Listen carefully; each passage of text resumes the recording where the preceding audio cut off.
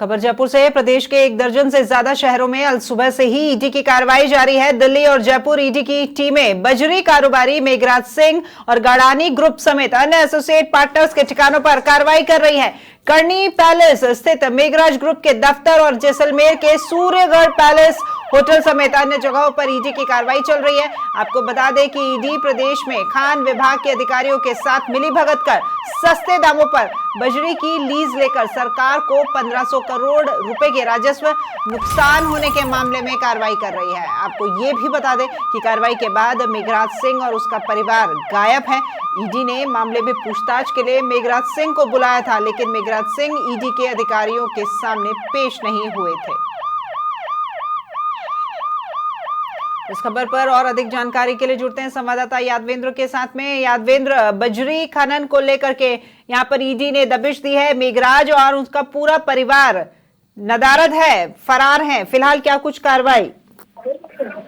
देखिए राखी, बिल्कुल 1500 करोड़ की जो लेन देन की जो गड़बड़ी थी, उस गड़बड़ी को लेकर के ईडी की टीम ने आज करीब 1 दर्जन ठिकानों पर कार्रवाई की है। और जिसमें वैशाली नगर करनी पैलेस स्थित उनके जो दफ्तर है, यहाँ पर 22 गोदाम स्थित जो दफ्तर है, इसके अलावा उनके जो एसोसिएट जो पार्टनर्स है, उन सभी ठिकानों पर ईडी की जो कार्रवाई वो लगातार जारी है।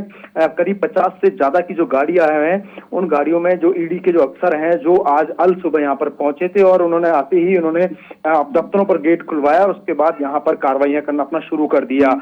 चूंकि सबसे बड़ी बात यह है कि जो शिकायतें जो लगातार हो रही थी, उसमें ये बात सामने आ रही थी कि जितने जो बजरी कारोबारी है, उन्होंने मिलीभगत करते हुए, खान विभाग के अधिकारियों के साथ मिलीभगत करते हुए रिश्वत के लेन देन को लेकर के सस्ते दामों पर लीज ली और सरकार को करोड़ों रुपए का जो चूना है वो यहाँ पर लगाया गया था। और इसी को लेकर के बताया जा रहा है कि करीब 1500 करोड़ से ज्यादा का जो वित्तीय जो लेन देन हुआ था, उन सब में जो गड़बड़ियां हुई है और उन सब गड़बड़ियों के जो कागजात जो थे वो नष्ट कर दिए गए थे।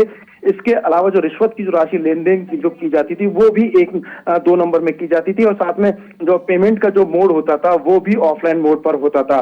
तो ऐसे में जब शिकायतें मिली थी, उसके बाद तभी से जो बजरी के जो कारोबारी है वो ईडी के रडार पर थे। और आज अचानक से जब ईडी ने, चूंकि मेघराज सिंह जो है, उनके जो एसोसिएट पार्टनर्स हैं, उनको भी यहाँ पर नोटिस जारी करके उनको पूछताछ के लिए बुलाया था, लेकिन मेघराज सिंह जो है वो ईडी के समक्ष पेश नहीं हुए थे। ऐसे में जब आज कार्रवाई हुई, इसके बाद मेघराज सिंह और उनके जो परिवार जो है वो भी अपने घर से गायब हो गए और लगातार ईडी की जो टीम है वो छापेमारी कर रही है। देखिए, जो विगत दिनों की हम बात करें कि जब जैसलमेर में जब पूर्ववर्ती सरकार में जब सरकार गिरने की जब बात आई थी, वहां पर बाड़ेबंदी हुई थी जैसलमेर के सूर्यगढ़ महल में। ये सूर्यगढ़ महल जो है ये भी मेघराज सिंह ग्रुप का जो बताया जा रहा है। तो ऐसे में ईडी की जो कार्रवाई है वो भरतपुर के अंदर, टोंक के अंदर, इसके अलावा जयपुर, उदयपुर और साथ में जैसलमेर जैसे कई जगहों पर यहाँ पर कार्रवाई लगातार जारी है। हालांकि भारी मात्रा में कुछ कैश जो मिलने की यहाँ पर संभावना जो है बताई जा रही है, लेकिन इसके साथ ही बड़ी बात यह है कि सरकार को जो करोड़ों रुपए का जो चूना लगा था, रेवेन्यू का जो नुकसान हुआ था, उन सबके जो दस्तावेज जो थे, उन सभी दस्तावेजों को फाड़ दिया गया था। और दस्तावेज जो थे, उन दस्तावेजों में जो हेराफेरी की गई थी और बजरी की जो लीजें थी, जो जिस दाम में बजरी की लीजें मिलनी थी, वो लीजें जो है सरकार ने के जो कारिंदे जो बैठे हुए थे उनके साथ साठगांठ करते हुए वो मेघराज सिंह और जो अडगानी ग्रुप के जो फर्म जो है, उन फर्मों को ये सस्ते दामों पर लीज पकड़ा दी गई थी, जिससे चलते सरकार को करोड़ों रुपए के रेवेन्यू का भी यहाँ पर नुकसान हुआ था। तो ऐसे में इस पूरे मामले की जांच पड़ताल जो ईडी कर रही थी।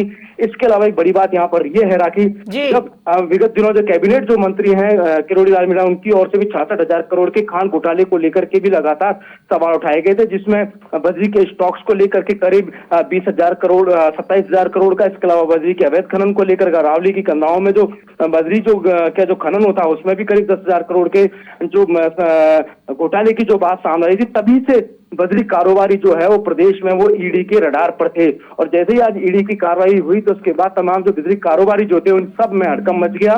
फिलहाल हम यहाँ पर मौके पे मौजूद हैं करनी पैलेस में, और ईडी के जो गाड़ियां जो लगातार सुबह आई थी 4 बजे ही, तब से ही यहाँ पर सन्नाटा पसरा हुआ और अंदर लगातार कार्रवाई चल रही है। हालांकि जब वित्तीय अनियमितताओं से जुड़ी जब चीजें सामने आएगी, उसके बाद पता चलेगा कि कौन कौन से ऐसे अधिकारी हैं जिनके साथ मिलीभगत करते हुए इस तरह का पूरा जो काला खेल था, काला कारोबार जिसको पनपा रहे थे, जो इसमें शामिल शामिल थे, उन सबके नाम जो है वो उजागर होंगे। फिलहाल कार्रवाई चल रही है और निश्चित तौर पर जब कार्रवाई पूरी होगी उसके बाद सारी चीजें निकल करके सामने आएगी कि आखिरकार वो कौन कौन से अधिकारी हैं जिनके इशारे पर इस तरह की जो बजरी की जो लीजें थी वो आवंटित की गई थी, नियमों को ताक पे रख के, रिश्वत की राशि लेकर के मिलीभगत करते हुए। बिल्कुल यहाँ पर इतना बड़ा जो भ्रष्टाचार होता है ये कोई अकेला नहीं कर पाता है, ये संस्थागत भ्रष्टाचार होता है। अधिकारी इसमें मिले होते हैं, वो भी मोटा मुनाफा कमाते हैं, बंदरबाट होती है आपस में। और अब क्योंकि सरकार बदल गई है, नई सरकार सत्ता में आ गई है, तो इसी के चलते अब इन तक ये अपडेट भी पहुंची है कि ईडी पहुंचने वाली है। उससे पहले ही पूरा परिवार यहां से गायब है, दस्तावेज यहां से गायब कर दिए गए हैं।